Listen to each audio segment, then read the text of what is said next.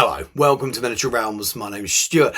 Something a little bit different on the channel this weekend. I don't often cover Warhammer 40k, but when Games Workshop got in touch and sent me the new Eldritch Raiders set so I could paint a miniature for an article, I decided why not record it as well. And I really love the Kharseth model, the Farseer model, and I'll talk a little bit more in a moment about why.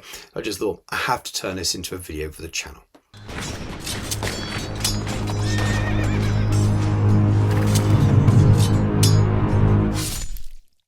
Miniature Realms is proudly sponsored by Counter-Attack Bases. They stock a wide range of counters, gaming aids and movement trays for multiple game systems and offer custom items to suit your club, your event or even your podcast or YouTube channel. Check out the link in the video description. Eldar were far from my first army, but they were the first army I collected to 2,000 points back for Rogue Trader, and they were pretty filthy at times during that game. I remember how strong D-cannons were, and funnily enough, I've waved this around a lot of times before, but the first ever White Dwarf I bought had an Elator Craftworld Eldar army by Andy Chambers in it, and I've always been tempted to go back and do something in that paint scheme, and this box might well be the start of that for something later on this year, should I have time in amongst all of the other projects I'm doing for Warhammer the Old World and some of the other game systems I'm touching on. It's something I'd really love to do, a bit of a mix of old school stuff and maybe more Forge Worldy style. But anyway, that's not what we're here for. We're here to look at the new miniatures very briefly. I thought as I have the box I will open them up and give them my thoughts, but I'm focusing on painting Kharseth, the Farseer here, and I just always love Farseer miniatures, and I just love the pose on this one, and already had an idea how I was going to paint it as soon as I saw the images. The box is ram-packed full of stuff. You can see how it's all going to be individual kits in the future. In fact, one of the kits is an existing kit, as far as I'm aware. The new miniatures look pretty cool, if I'm honest with you, and that, like I said, has definitely inspired me to maybe start a small Eldar force as a painting project more than anything else, a bit of narrative gaming. With 40k is always welcome with my son, but it probably won't go much further than that. But I love the universe and love painting the miniatures. I'm not going to pretend that I've looked at the 10th edition Eldar at all, really, apart from the odd miniatures, so I'm not going to pretend anything about these units and what they may do. Hopefully, if you're a 40k player and you've ordered this set, or you're pre-ordering this set today, you'll be able to give me some tips and things and tell me how it's supposed to play. I just know that they're pretty cool looking miniatures, but you do seem to get an awful lot in there. Seems a nice starter battle force, which is always good, including some transfers, which I won't be using in this video, but this is the focus, the Kharseth miniature that I decided that I wanted to paint for this video and to share the images with Games Workshop, and if they wanted to use them in their article, then so be it. But that's kind of the way these things work sometimes. When you're on the creator program, you get the opportunity to have some miniatures, and I just wanted one to paint, and you get the set. But it's definitely something I'm going to make use of in the future. This went together super easily, no issues at all, next to no sort of really problematic mould lines at all. Very easy to file off the few faint ones that were there. The miniature went together as per instructions. So I primed the miniature black and mounted it on a cork with a pin because I wanted to paint the base separately. I'll pop all of the colours that I've used up on Patreon afterwards as part of a free article. You do have to join the Patreon to view it, but it's not a paid level. Obviously you can pause the video at any point and note down any colours if you do want to copy and follow along at home. I even missed a little bit of the recording there off. You'll notice he's blue straight away. I just missed the first couple of passes with the blue, but building up layers very thin from a zenithal kind of angle, so there's lots of darkness left in the undercuts, and then adding a little bit of a bone colour into that blue 50-50 to start with, lots of thinner in there as well, just so I can start to add the highlights. I'm building volumes through the highlights, looking at where the light would come in from a single source almost. It's spreading it a little bit. It is a gaming miniature still, but I wanted to make sure that I was using the angle to make most of the use of the lighting in the folds of the clothing, and you can do that quite nicely with the airbrush. It gives you quite a pleasing effect. You can focus on certain areas and gently build up a really nice smooth transition from the darker blue with the black still in the recesses all the way up to this sort of lighter blue at the moment. At this stage, I added more of that bone colour in, and the reason I chose a bone colour over the white is simply because it's just a little bit warmer, so it feels like there's a reflection of warm light a little bit more rather than a cool light. It's still fairly relatively cool because the blue that I have chosen, but there's just an element of warmth there that I think works really, really nicely with the blue that I've chosen as well. I'm using an awful lot of blue on the miniature. I'm using the studio paint scheme as a guide as well because I like the scheme. It's partly what inspired me to want to paint this miniature. I'm going off piece where I want to. I'm not trying to copy it completely. I'm not really using many Citadel colours here. But I'm quite happy with this first stage because it takes a lot of the work out with the airbrush early doors, and I can spend a bit more time painting in the details afterwards. With the base blue down, I'm working with some ink essentially. It's actually a contrast paint, or in this case a speed paint, straight in the airbrush. I've not really diluted this. I'm just giving a very, very subtle enhancement of the shadow really, and it gives you a really nice smooth transition, and you really enforce the richness of the blue in those shadowed areas, which is a little bit bleached out on camera because of the light that I work under to paint. Just make things look a little bit brighter than they actually are at times. So I'm just being really, really careful here, very small trigger movements on the airbrush just to add a little bit of blue into the shadows. And you can see from what's actually happening on the miniature, I'm not covering the whole miniature in this blue speed paint. I'm just adding it into the shadows, still leaving those highlights there. It just tidies it up, smooths it out, adds a little bit more richness to the shadows of the blue, and it starts to come together. While that's drying, I can turn to the base. I'm using a nice ochre yellowy brown colour here and a bone colour, and the idea is you can just use those two colours and add quite a lot to the base. Very thin coats here, so that black is showing through, and actually using a layering effect with the airbrush rather than achieve one solid flat colour. I'm actually building up in just some areas, which gives you a look of transition between dark and light, actually using the fact that you're doing thin layers with the airbrush to achieve that, which is also very useful. Just with one colour you can get a bit of a transition if you're smooth enough with your coats. Here I'm returning to that same bone colour that I mixed in with the blue and just adding a subtle highlight to the edge of some of those broken up bits that the miniature's standing on. Got far too much paint in the cup there, which I very often do. I waste far too much, mixing too much, but you can see it quite clearly on the screen. Luckily I wanted the same colour for the underside of the cape, and I've been super careful here because I've not protected the blue at this stage, but I'm just catching the inside of the cape there. Again, trying to keep some of that black showing through, so really, really thin layers, lots and lots of control, so I don't have too much overspray, or no overspray ideally at this stage, but just trying to keep some shadow in there and build up the intensity at those most covered areas. And then I am using a little bit of paper here just to protect the edge of the work I've already done, just so I can get into those sort of darkest recesses. And then for the final stage, I just mixed a little bit of white in to that cream bone colour and just catching the very edges of the cape. Again, airbrushing some speed paint. This is bony matter. It's a slightly more browner mix to the skeleton horde that Citadel make, and I'm just airbrushing it gently into the recesses, into the creases there, and up towards the top of the cape where it's that little bit darker, and just adding some depth and some shadow in. These are the first 4 reds in the Cool Reds flexible triad from Warpainter, from Army Painter. Again, using my little bit of paper just to do a little bit of protection from overspray here, but I'm trying to get as much down with the airbrush as possible because it just gives you a really nice smooth finish and it's a lot quicker. Apologies for the focus with that angle. I'm just working through that spectrum of reds here for the whole of the top of the cape, but also the sort of little bits that are floaty at the top. I have no idea what they're called. They're not streamers, they're obviously parts of the cape, part of the decoration, but I really like that contrast between the cream and the blue as well. The red just really stands out. Again, apologies for the focus a little bit of some of the angles I get in here, but as I start working my way through those 4 paints, the middle 2, the dragon red and the pure red, are really, really punchy and vibrant. That's partly why I chose them. They really, really stand out nicely. And then just adding a little bit of the blood chalice on top for that sort of final highlight at the end. But I just wanted something that really stood out, was really striking and really, really punchy, that showed the nice transition between the dark and the light moving away towards the edge of the cape. Thankfully, the final layers were with the regular hairy brush rather than the airbrush, so I could stop risking messing up all of the blue, the work I've done with the airbrush. And again, you're just catching the edges and things by here.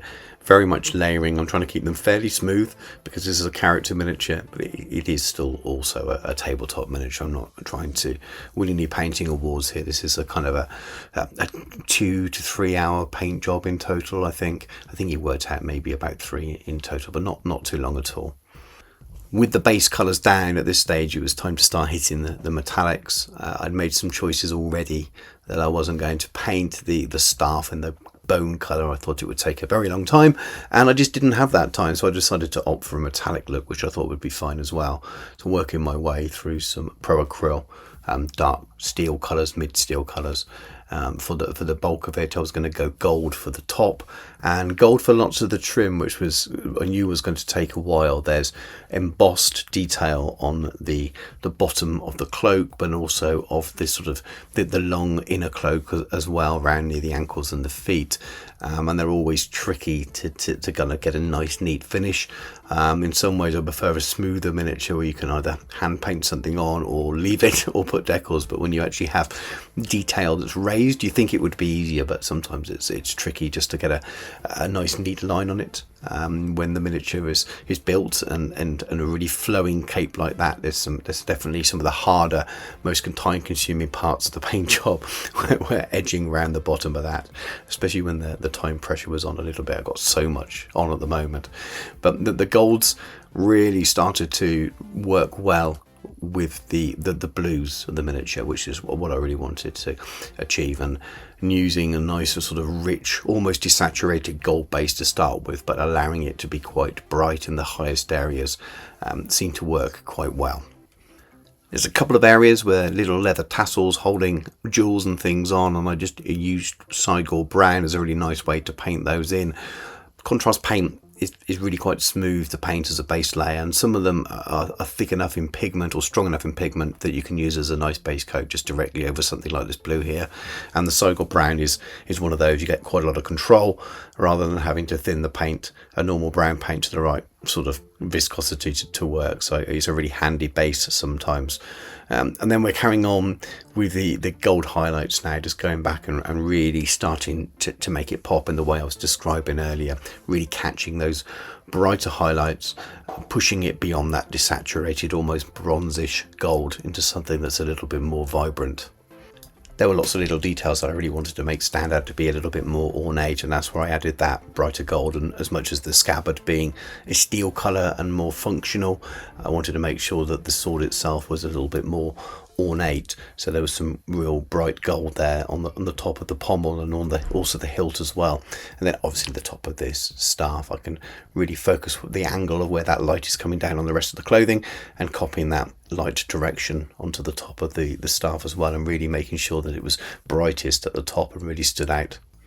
And while it was looking pretty bright, I really wanted to push that in some areas, just to add some really small extra details and really catch the light just on the sharper edges.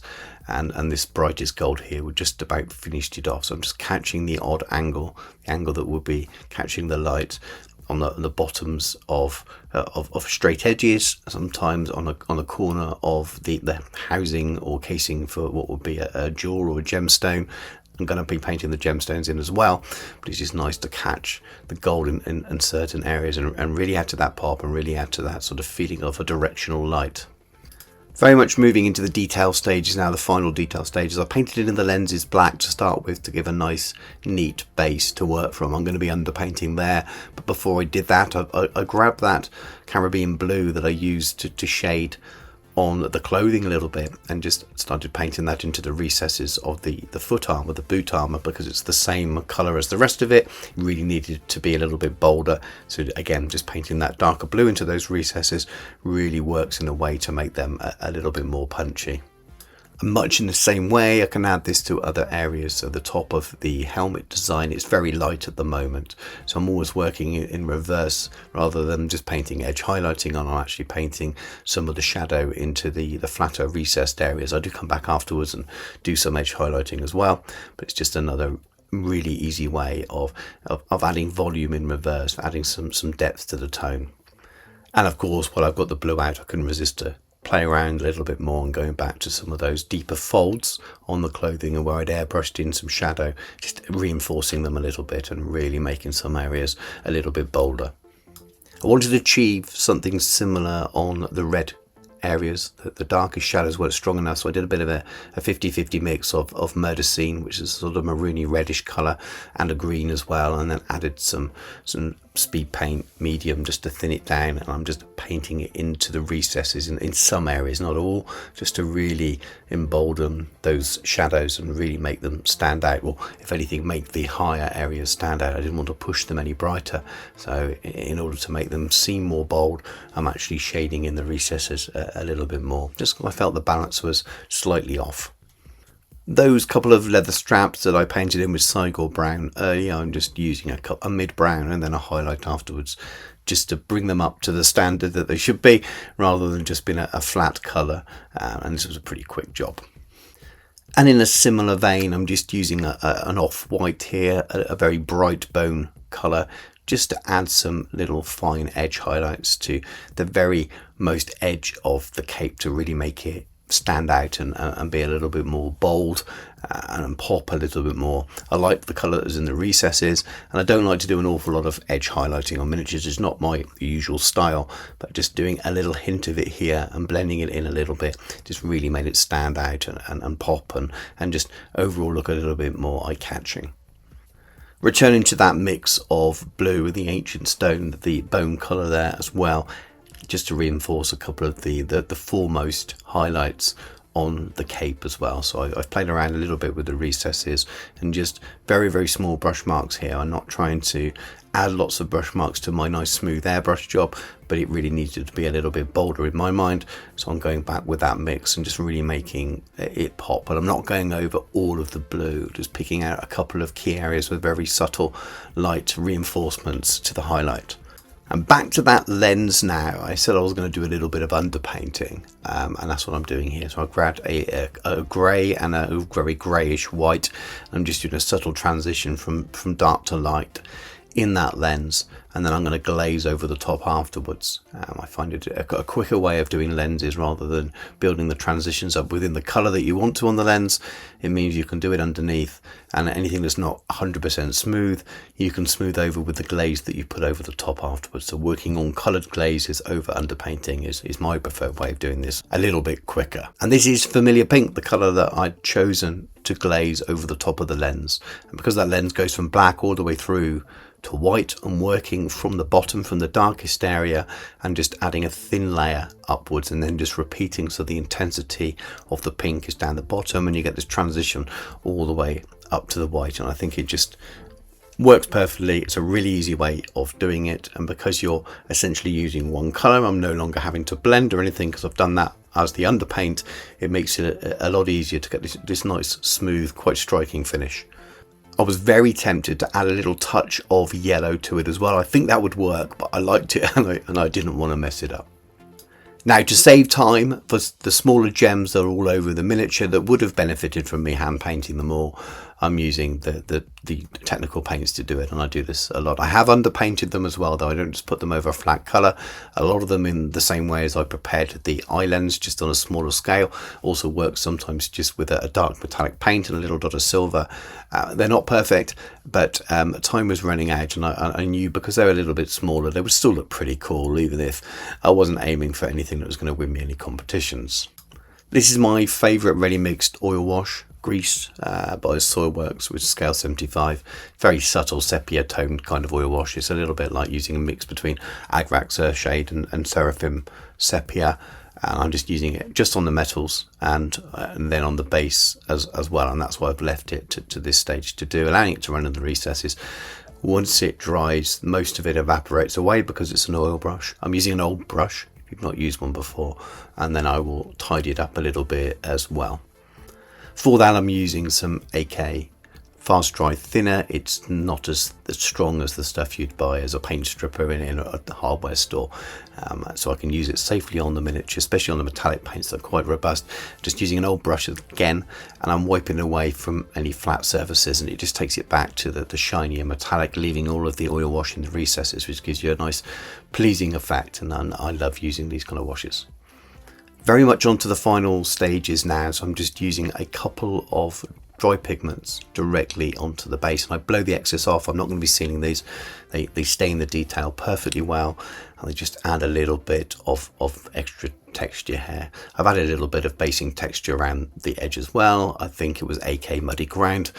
Again, it's just like Sterling Mud if you're a Citadel user, that kind of product, with a little bit of the oil wash that went on when I did the rest of the base. But as long as that's fully dry, I can brush these dry pigments on, blow that excess off, and it just sticks in the detail. You don't really need to seal it, especially if you're not really holding the miniature on those areas. And then just adding a little bit of mud effect as well. This is a thick mud, a European mud, I believe, from Vallejo, and it's just really cool to add to the bottom of capes and things. I like my miniatures to look like they're within the environment, like they're actually on part of a campaign, rather than just looking like they're part of a showroom, which is amazing as well. But I'm more of a military modelling inspired painter than I am an heavy metal painter. I definitely haven't got the skills to be an heavy metal painter, so I do like to finish off with some of these kind of effects, because I think it really adds a lot to the miniature, and you can hide a lot of sins as well by using this kind of stuff. You do mess up with the highlights a bit too thick or something,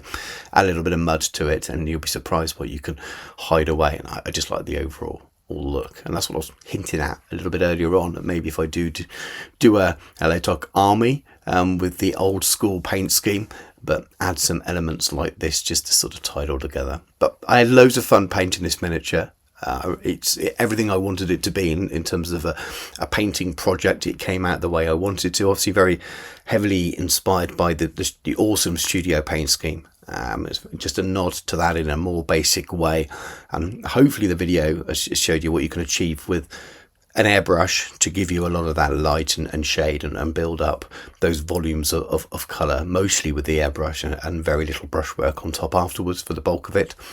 Lots of fun though. I just something about Farseers that I've always loved. I think it's the helmets with the big kind of bug, almost fly-like eyes, and I think I got the light right, and that's probably the thing I'm pleased most of with this paint job, is that I have my light source, and it seems to come across quite well. And everything seems quite vibrant and poppy, and then the base also sort of works as a bit sort of counteract to that. So you've got these bright, vibrant colours and this quite dry, dusty base. So yeah, pretty happy with it.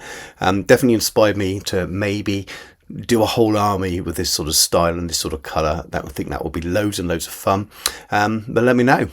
As always, thank you very much for watching, and even if you're not normally a 40k player, hopefully you still found something useful in the painting tutorial, or just enjoy listening to me rabbit on while I'm painting miniatures. If you're still here, thank you very, very much. I really enjoyed painting this miniature. It was really cool.